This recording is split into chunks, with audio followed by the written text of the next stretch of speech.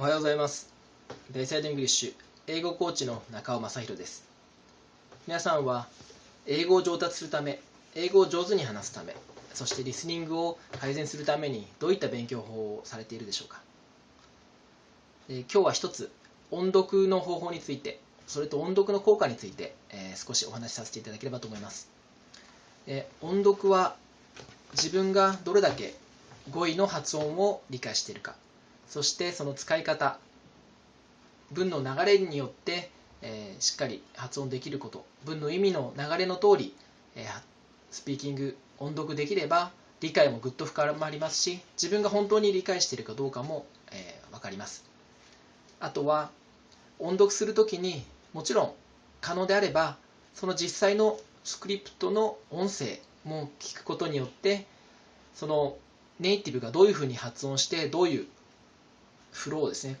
文章の流れ上手に話しているか、そして文の意味をどこで切っているか、どこで息継ぎをしているかっていうことも、確かめることができますので、それに沿って発音して音読することで自分のきれいな発音、自分の口ですね、口の動きもしっかり、できることによって発音がきれいになってきますし、意味も把握できるようになります。ですので音読は自分がしっかり発音すること、意味の区切りで息継ぎをしたり、文のひとまとまりを相手にしっかりと伝えることができるっていう点においては、スピーキングの練習にもなりますし、リスニングの練習にもなります。語彙を覚えるときも文章の中から、そのコンテクストの文脈の中から意味を理解することができますので、記憶にも残りやすくなります。ぜひお試しいただければと思います。私は横浜で月水金朝のビジネス英語勉強会っていうのをやっているんですけれども、こちらですね、こちら NPR っていうアメリカの公共放送の資料を使って、記事を使って毎回週ごとに記事を変えながらやっています。私も明日は月曜日なんですけれども、そこに参加しますので、初見でちょっとどれぐらい読めるか確かめて、練習してから、朝の勉強会に行ってきます。ちょっと読んでみますので、時間がある方は、聞いてみてください。それでは World Immigration called win-win for rich nations and poor.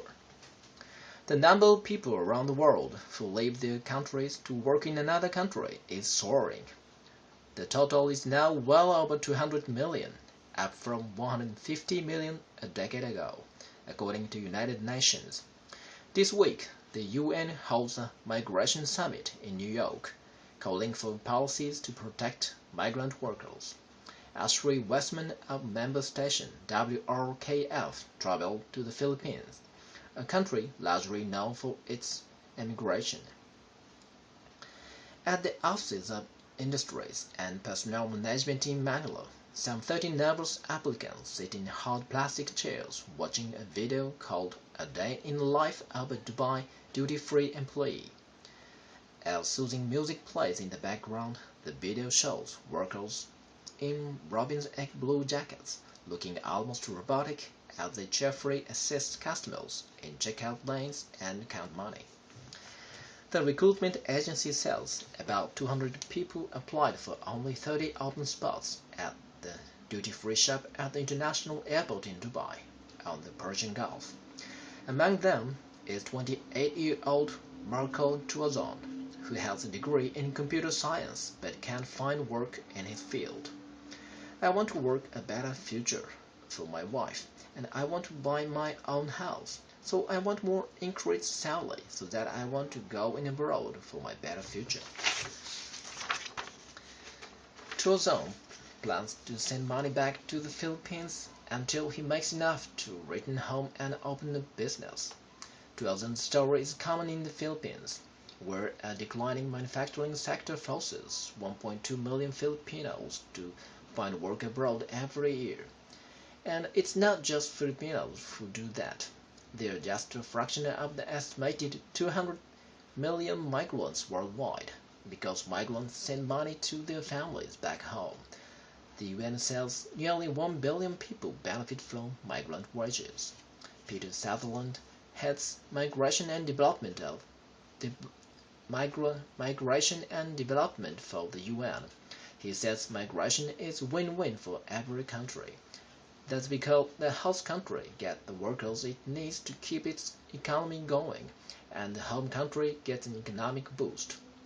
Migrants send back to developing countries far more than the total amount of aid that is received by those countries from the richer countries of the world. So remittances is of enormous importance to development at home. Last year, the Philippines collected a whopping $24 billion in remittances. Only China, India, and Mexico collected more. In the Philippines, some industries train migrant workers before sending them abroad. Some programs even provide veteran migrants with developed training. At an abandoned expo center in Pampanga, a few hours north of Manila, an Australian company, Site Group International, is training veteran oil and gas workers to navigate great heights at construction zones. The company sends its workers to jobs in Australia, Papua New Guinea, and the Middle East. Being a migrant worker is risky because in many countries they have few rights and protections. The Middle East takes in more migrant workers than any other region. The latest UN statistics shows almost 17 million work in Saudi Arabia and the United Arab Emirates. Human rights groups, including Amnesty International and Human Rights Watch, say abuse of migrant workers is rampant in the region. The groups also cite reports of human trafficking among migrant workers in several developed countries. And in the US, there's a class action lawsuit filed in the US District Court in Louisiana alleging wide-scale industry abuse of oil and gas workers. The UN is urging countries to pass laws to protect migrant workers. Peter Sutherland argues migrant workers should have the same rights as native workers. And if you don't do that, you are discriminating in a manner which should be illegal. Michael Tuazon, the job applicant we met at the beginning of this story, says he's aware of the possibility of abuse. In the Philippines, newspapers and TV reporters tend to cover these stories a lot, but Tuazon says he tries not to think about it. For now, he won't have to worry about these problems. He didn't get a job in Dubai, but he remains hopeful and is still looking. For NPR News, I'm Ashley Westman. いかがでしたでしょうか。こういった形で、初見の場合には最初から読むときには、最初に読むときには急がずにゆっくり、読んでいただいて、自分で意味をつかみながらでも結構です。ですので、できるだけ、口の動きしっかり、正しい単語発音に合ったような口の動きをしっかり作りながら、ゆっくりしっかりで文の意味が切れるところで息継ぎをしながら読んでいくという形で結構ですので、しっかり声に出してそれを試すことっていうのはあなた自身のスピーキングの練習にもなりますし、正しい発音をできているかっていう確認もなります。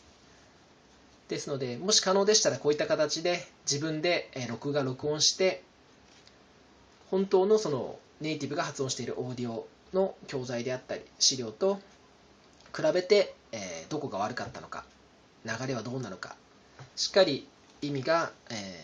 途切れるところで息継ぎだったり文を止めたりしているかどうか確認しながら、そうですね 2,3 ヶ月続けていただければ、すごく発音であったり、流暢さ伸びてきますと思いますので、ぜひ一度お試しください。楽しみながら、自分が楽しめる記事を選んでいただいたり、仲間と一緒にやるためにこういうふうに練習されるのもすごく、勉強になりますので、自分ができるように楽しめるように工夫して続けていただければと思います。それでは頑張ってください。失礼します。